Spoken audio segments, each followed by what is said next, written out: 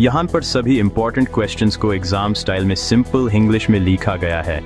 हर सब क्वेश्चन को 7 मार्क्स के हिसाब से पैराग्राफ प्लस पॉइंट्स फॉर्म में रेडी किया गया है ताकि तू 23 बार पढ़कर इजीली याद कर सके।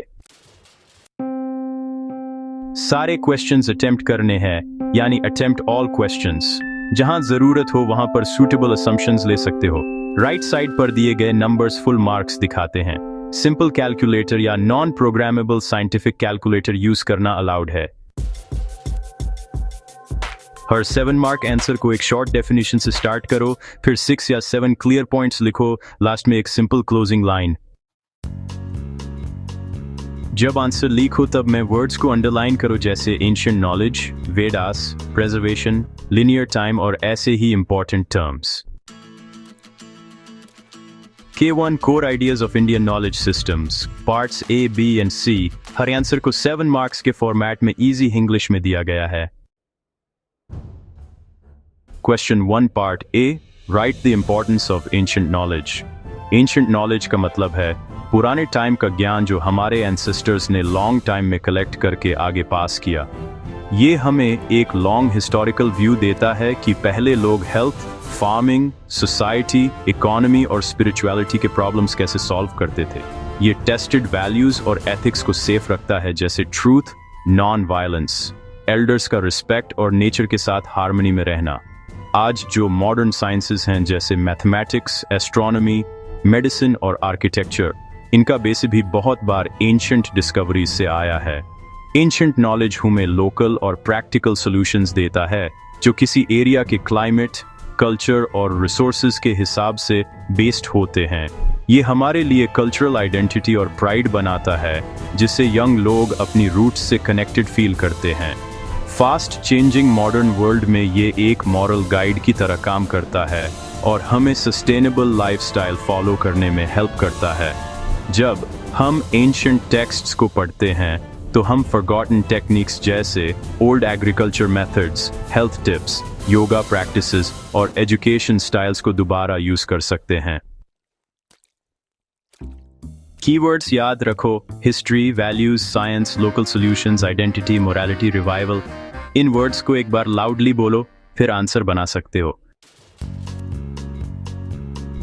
एक छोटी डेफिनेशन लाइन लिखनी है, फिर 56 सिंपल पॉइंट्स और लास्ट में एक लाइन लिखनी है।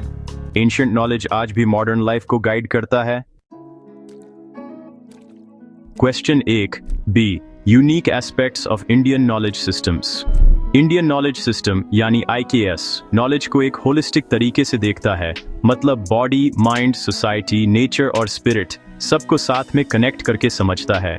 IKS में इनर एक्सपीरियंस या अनुभव को भी बहुत इंपॉर्टेंट माना जाता है। सिर्फ बुक नॉलेज या लॉजिक से काम नहीं चलता। IKS नॉलेज को धर्मा यानी ड्यूटी और एथिक्स के साथ लिंक करता है, मतलब राइट लिविंग भी नॉलेज का पार्ट है। IKS का एक स्ट्रॉन्ग पॉइंट है गुरु शिष्य ट्रेडिशन, जहां गुरु और स्टूडेंट के बीच डायरेक्ट पर्सनल टीचिंग से ज्ञान आगे बढ़ता है। IKS में थ्योरी और प्रैक्टिस दोनों बैलेंस होते हैं, जैसे आयुर्वेदा में लाइफस्टाइल रूल्स और योगा में पोस्चर्स प्लस मेडिटेशन साथ में मिलते हैं। ये प्लुरैलिटी को रिस्पेक्ट करता है, मतलब डिफरेंट स्कूल्स जैसे न्याय, योगा, वेदांता वगैरह सब को एग्जिस्ट कर सकते हैं और पीसफुली डिबेट भी कर सकते हैं। नेचर को सेक्रेड माना जाता है, इसलिए रिसोर्सेज का यूज भी नेचुरल और सस्टेनेबल वे में करना सिखाया जाता है। नॉलेज को डिफरेंट लैंग्वेजेस और फॉर्म्स में सेफ रखते हैं, वैदिक Sanskrit, regional languages, oral tradition, songs, stories और ऐसे ही और भी फॉर्म्स। फर्स्ट लाइन में लिख दो IKS इज यूनिक बिकॉज, फिर पॉइंट्स लिखो: होलिस्टिक, एक्सपीरियंशियल, एथिकल, गुरु शिष्य, प्रैक्टिकल, प्लूरल, इको फ्रेंडली और मल्टीलिंगुअल। अगर MCQ में आए प्लुरैलिटी का एग्जाम्पल क्या है, तो याद रखो मेनी स्कूल्स लाइक न्याय, yoga, Vedanta living together. Question 1 part C, explain the classification of Indian knowledge systems. Indian knowledge systems को सिंपल वे में समझने के लिए हम यूज कुछ इजी ग्रुप्स में डिवाइड कर सकते हैं। नीचे वाली टेबल एक स्टूडेंट फ्रेंडली क्लासिफिकेशन शो करती है। ये सारी कैटेगरीज इंटरकनेक्टेड हैं, स्पिरिचुअल आइडियाज एथिक्स को सपोर्ट करते हैं, साइंस डेली प्रैक्टिसेस को स्ट्रॉन्ग बनाता है और आर्ट्स फिलॉसफी को एक्सप्रेस करते हैं। इस क्लासिफिकेशन से स्टूडेंट्स को डिफरेंट सब्जेक्ट्स को एक सिंपल फ्रेमवर्क में मैप करना इजी हो जाता है। IKS can be classified into 5 broad groups. Table draw karo. These groups are connected with each other. Question 2. Oral tradition, Vedas and spirituality. So, parts A, B and C. यहाँ focus है कि knowledge कैसे carry होता है और कैसे sacred treat किया जाता है। Question 2. Part A. Write the importance of oral traditions in Indian knowledge system. Oral tradition का मतलब है ज्ञान को बोलकर, सुनकर, रिसाइट करके आगे बढ़ाना, सिर्फ राइटिंग से नहीं। इसने वेदस को प्रिजर्व करने में बहुत बड़ा रोल प्ले किया। जब तक राइटिंग कॉमन नहीं थी, तब तक सब ओरल ही चलता था। स्पेशल रेसिटेशन मेथड्स जैसे पड़ापथा और घनापथा ने मंत्रस की एग्जैक्ट प्रोनाउंसिएशन और साउंड को सेफ रखा। ओरल टीचिंग से स्ट्रॉन्ग गुरु शिष्य बॉन्ड बनता है, जहां स्टूडेंट को नॉलेज के साथ डिसिप्लिन, रिस्पेक्ट और राइट बिहेवियर भी मिलता है। जो लोग रीड या राइट नहीं कर सकते, वो भी स्टोरीज, सॉन्ग्स और फोक ट्रेडिशंस के थ्रू नॉलेज ले सकते हैं। बहुत सारी कल्चरल मेमोरीज, लोकल हिस्ट्रीज और कम्युनिटी रूल्स सिर्फ इसलिए सर्वाइव हुए क्योंकि ओरल ट्रेडिशन था। ये मेमोरी, लिसनिंग स्किल्स और कंसंट्रेशन को ट्रेन करता है, जो लाइफ के हर एरिया में यूजफुल होता है। ओरल ट्रेडिशन नॉलेज को लिविंग और डायनामिक बनाए रखता है, जिसमें स्मॉल डिटेल्स सोसाइटी के चेंज होने के साथ अपडेट हो सकते हैं। दादा दादी की स्टोरीज, मंदिर में भाजन, विलेज फोक सॉन्ग्स, ये सब ओरल ट्रेडिशन के सिंपल एग्जांपल्स हैं। Question 2, Part B. Explain the role of Vedas in the Indian knowledge system. Vedas India के सबसे ओल्ड और रिस्पेक्टेड स्क्रिप्चर्स हैं। इन्हें श्रुति बोला जाता है, मतलब जो सुना गया। ये बहुत सारे लेटर सिस्टम्स जैसे फिलॉसफी, रिचुअल्स, एथिक्स और स्पिरिचुअलिटी के प्राइमरी सोर्स हैं। वेदास में हिम्स, प्रेयर्स, रिचुअल्स के साथ साथ कॉस्मिक ऑर्डर यानी अर्था और सोशल ड्यूटीज यानी धर्मा के आइडियाज भी मिलते हैं। वेदांगा और दूसरे ऑक्सिलरी टेक्स्ट्स वेदास के आसपास डेवलप हुए, जो ग्रामर, फोनेटिक्स, एस्ट्रोनॉमी, प्रोसिडी और रिचुअल रूल्स का नॉलेज देते हैं।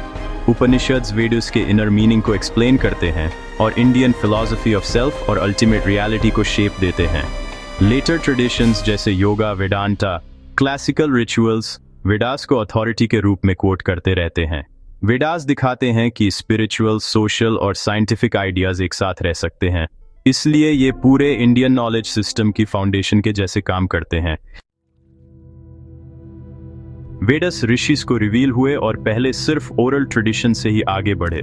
वेदांगा और उपनिषद्स ने इन आइडियाज को एक्सप्लेन और एक्सपैंड किया। बाद में योगा, वेदांता, धर्मा शस्त्रा जैसे सिस्टम्स ने वेदास को बसे बनाकर अपने आइडियाज डेवलप किए। Question 2, Part C. Discuss the concept of spirituality and sacredness of knowledge.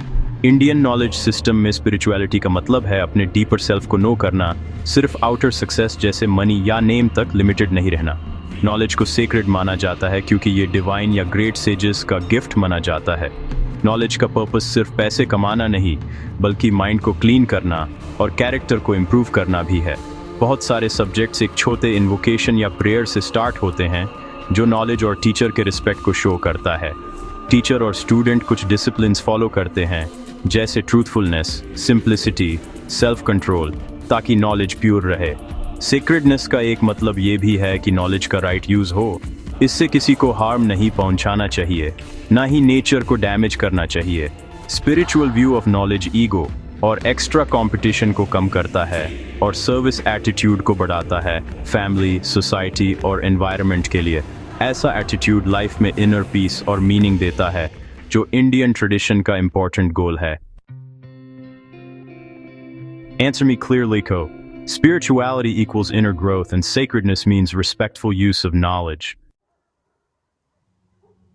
Question 3.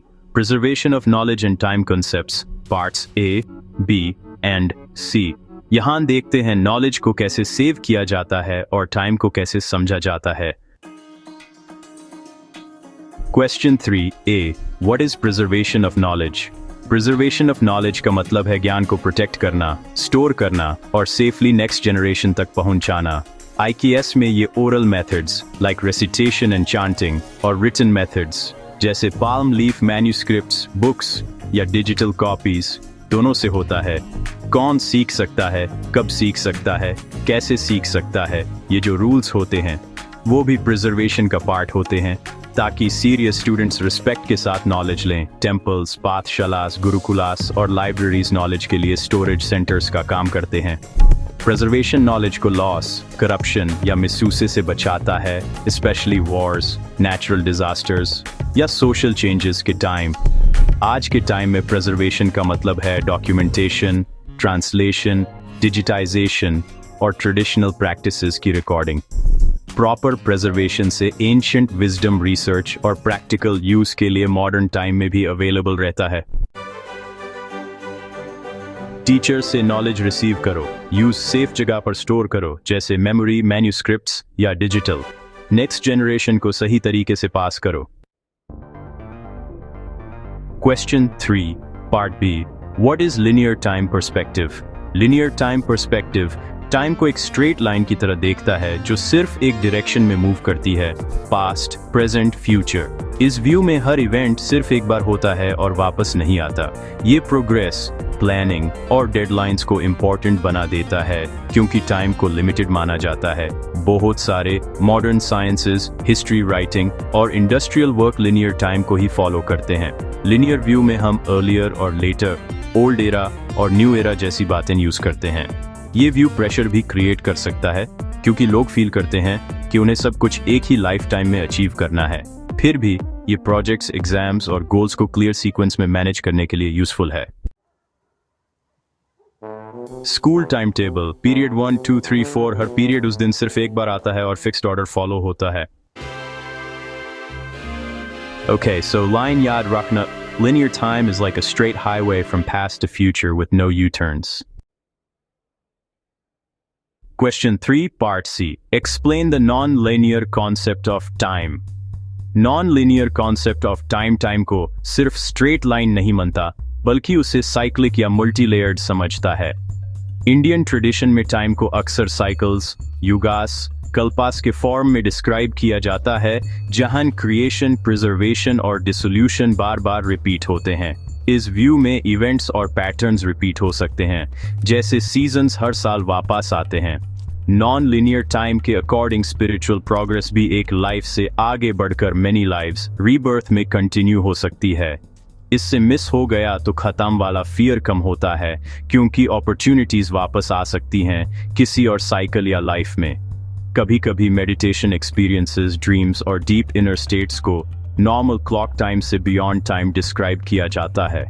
ये व्यू हमें नेचर और सोसाइटी के लिए लॉन्ग टर्म थिंकिंग सिखाता है क्योंकि जो साइकिल्स आज हम क्रिएट कर रहे हैं वो कल हमें या नेक्स्ट जनरेशन को वापस मिलेंगे। सीजन्स और फेस्टिवल्स हर साल रिपीट होते हैं। ये फीलिंग ज्यादा सर्कल जैसी लगती है, स्ट्रेट लाइन जैसी नहीं। एक लाइन का मीनिंग 34 पॉइंट साइकिल्स और रेपिटेशन पर, 2 पॉइंट स्पिरिचुअल आइडिया पर और एक लास्ट लाइन बिहेवियर इम्पैक्ट पर। किसी भी क्वेश्चन या सब क्वेश्चन पर जंप करने के लिए नीचे दिए गए लिंक्स यूज करो। एग्जाम से पहले फास्ट रिवीजन के लिए बहुत यूजफुल है।